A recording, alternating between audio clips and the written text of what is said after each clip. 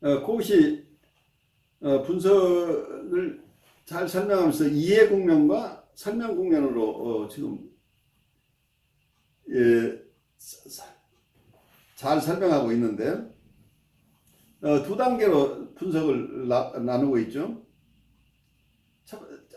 해석이라고 하는 것이나 분석을 하는 과정이 첫 번째 언더스탠딩이 먼저 중요하다는, 먼저 충분한 언더스탠딩이 되지 않고 바로 해석을 한다고 하는 것은 무리죠. 그러니까 이해가 충분하게 이루어지고 나서 설명으로 들어가, 설명 중에는 이제 역동적 진술이나 발생학적 진술, 이 두 가지를 얘기를 하고 있는데, 해석이라고 할 때 어떤 면에서는 우리가 해석에 대해서 전에 우리 마음속으로는 누구나가 다 해석을 하는 거다. 모든 분석가는 해석하는 사람이다. 그죠? 그래서 이해 국면은 모든 사람에게 다 일치되는 거죠. 어떤 이해가 충분하게 된 후에 필요할 때 환자에게 그걸 설명해 주는 거죠. 그런데 이게 해석이라고 얘기를 하는데, 그래서 해석이 쓰는 사람이 두 가지로 쓰이는 거죠. 하나는 언어로 표현하지 않고 있지만 분석가가 환자의 무의식이나 환자의 상태, 환자의 모든 것을 이해하려고 하는 그 노력, 이것 자체가 이미 이분은 내적 해석을 하고 있는 거죠. 그렇지만 이 해석이 환자에게 다 전달되는 것은 아니죠. 환자에게 도움이 될 경우에만 자기의 언더스탠딩을 환자에게 전달하는 거기 때문에, 그래서 언어로 표현된 것을 일반적으로 해석이라고 하는데, 어떤 때는 이 두 가지가 합쳐서 해석이라고 설명을 하고 있기 때문에 혼란스럽죠. 그래서 구체적으로 언어로 전달되는 해석만을 해석으로 할 거냐, 아니면 이해하는 과정, 이해 국면까지를 해석이라고 볼 것이냐가 다른 거죠. 그래서 이 이해 국면까지를 포함시켜서 얘기를 한다면 분석가는 모두가 항상 해석을 하고 있다고 설명이 되지만, 어떤 면에서 설명 국면만 따로 이걸 해석이라고 한다면 어떤 프리헤드퍼런 환자, 프리헤드퍼런 환자들, 특히 뉴라틱한 수준까지 아직 가 있지 않고 자기애적인 환자들 또는 프리헤드퍼런 환자들, 이런 분들은 지나치게 해석적인 접근으로, 해석적인 방식으로 이분들을 도와주려고 할 때는 무리가 된다고 하는 거죠. 그때는, 그래서 이럴 때는 해석을 함부로 사용해서는 안 된다고 할 때는, 여기서는 이해 국면이 아니라 설명 국면만을 떼서 해석이라고 할 때 이제 이런 얘기를 하게 되겠죠.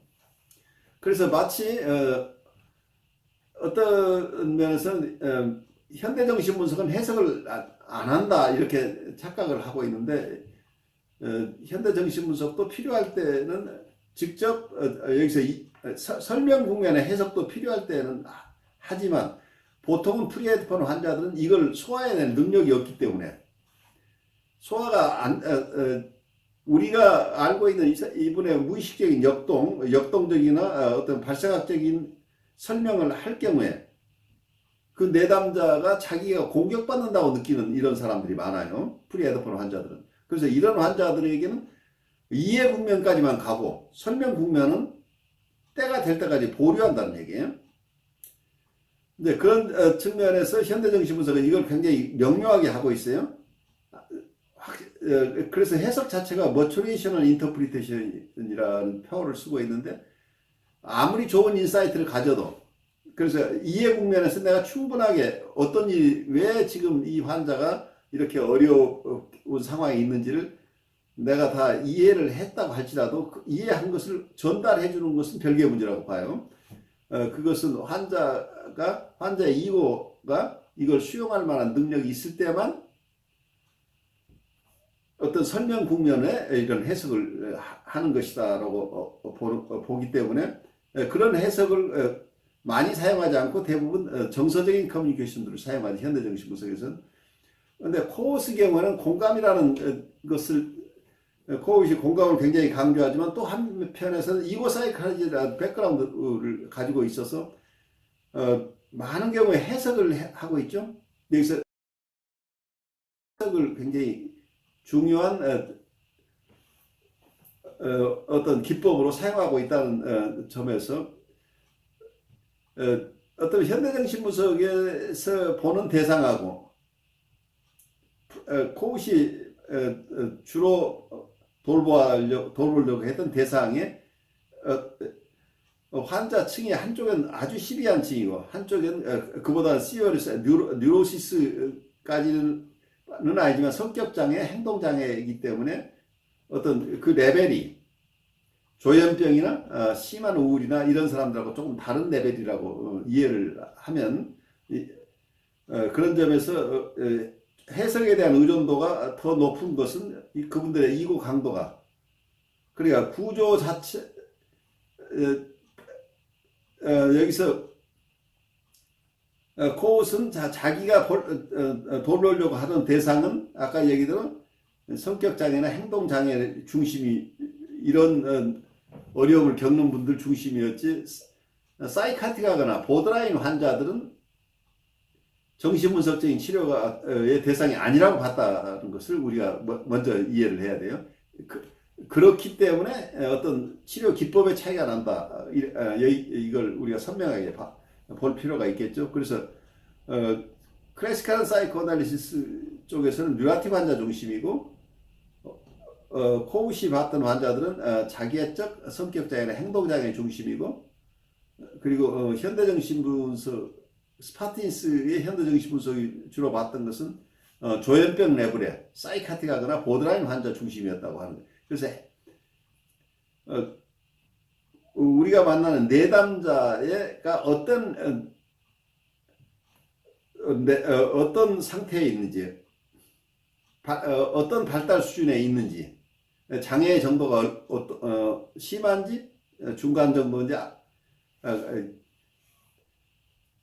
그것이 경미한 것인지 각각 상황에 따라서 어떤 면 적용되는 이론이 달라질 수 있다고 하는 것은 처음 각각의 이론의 발달 과정을 우리가 깊이 이해하면 조금 더 깊이 이해할 수 있게 될 것 같아요. 여기서 코웃이 지금 하고 있는 얘기가 정신분석학적 치료가 효과되기 위해서는 환자가 자기 셀프의 핵심 요소를 반드시 갖고 있어야 된다. 셀프가 어느 정도 핵심 요소는 가지고 있어야 된다고 보고 있는 거죠. 그렇기 때문에 이 셀프가 아직 핵심 요소를 가지고 있지 못한 잠재적인 형태의 정신적 환자들에게는 분석 치료가 효과적이지 않다. 이렇게 보고 있어요. 그래서 분석 치료의 대상을 코웃이 상당히 제한하고 있다는 것을 우리가 여기서 잘 볼 필요가 있죠. 여기서 조금 코웃 얘기가 어떤 현대정신분석과 조금 뉘앙스가 다른 걸 조금 설명을 해보자면, 이제 이해 국면이라는 것을 코웃이 설명할 때는 환자의 정서적 경험에 대한 공감적 몰입을 통해 환자의 내면 생활에 대한 자료를 얻어내어 적절한 때 그 이해에 대한 이해를 환자에게 알려준다. 그래서 여기서는 어떤 면에서 알려주는 것까지를 포함하고 있죠. 이해 국면이. 그러니까 공감한 것을 그냥 알려주는 것까지를 포함해서 이해 국면이라고 보고 있는 점에서 어떤 면은 여기서 설명 국면이라고 하는 것은 굉장히 좀 독특한, 그냥 알려주는 것만 설명 국면이 아니라고 하는 그 지점이 분명하지 않은데, 환자로부터 얻은 공감적인 몰입을 통해서 얻은 자료를 자기가 이해한 그대로 전달한다고 하는 것하고, 이걸 정신분석적으로 설명한다는 것을 각각 다른 국면으로 보고 있죠. 그래서 이걸 심리역동적이나 발생학적으로 설명하는 것만을 설명 국면이라고 보고, 그 내용을 알려주는 것 자체는 그냥 이해 국면으로 보고 있는데, 이게 좀 특이하죠. 다른 데서는 그냥 내면적인 이해하고 해석으로 딜리버리하는 것을 두 개로 구별을 하는데, 그러니까 직접 전달하는 쪽을 그냥 일반적인 해석이라고 그러고 내면적인 이해를 하는 것은 내적 해석 내지는 사일런트 인터프리테이션 그 인터프리테이션을 둘로 나누어서 이렇게 해석을 이해를 하고 있는데 이 코웃이 설명하고 있는 것은 조금 뉘앙스가 다르다는 것을 다른 분들의 설명하고 조금 다른 게 어쩌면 공감적 몰입을 통해서 얻은 것은 그냥 이것을 설명 국면이 아니고 이해 국면에서 환자에게 필요할 적절할 때 환자에게 자기가 이해한 걸 환자에게 알려준다는 것하고 설명 국면을 따로 구별하고 있다고 하는 것이 좀 특이하죠. 그게 현실적으로 이 두 개를 나누는 게 가능할 것인가. 지금 환자에게 자기의 이해를 전달하는 것하고 자기의 정신분석적인 설명을 나눠주는 것이 엄격하게 구별할 수 있겠느냐 하는 어려움이 저는 실제적으로 있어 보여요. 이해 국면이 단순하게 그냥 내적인 이해만을 하는 게 아니고 이해한 것을 환자에게 알려준다는 것까지 가죠. 그냥 그러니까 단순하게 알려주는 것하고 그 뒤에 설명 국면을 구별하고 있다고 하는 점이에요. 설명하고 이해를 이렇게 엄밀하게 나눌 수 있을 것인가. 여기서는 이해한 것을 환자에게 알려주는 것까지 포함한다고 한다면 거기에서 엄격하게 구별해낼 수 있느냐 하는 게 제가 드리는 질문이에요. 코웃은 그렇게 분명히 구별을 하고 있는데 여러분들 임상에서 또는 여러분 일상 삶에서 이 두 가지가 가능할 것인가 하는 얘기예요.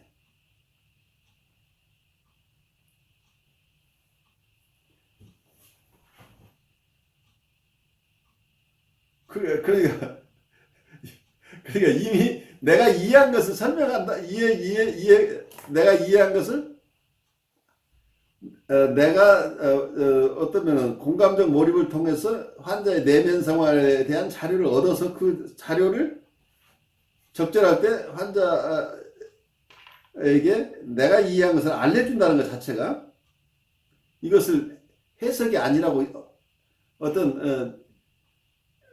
어떤 설명 국면하고 이것을 구별해낼 수 있게 되자는 것이 실질적으로 저는 굉장히 어렵게 보이는데 강 목사님 저하고 같은 설명을 하시는 것 같아서 다시 좀 설명을 주시죠.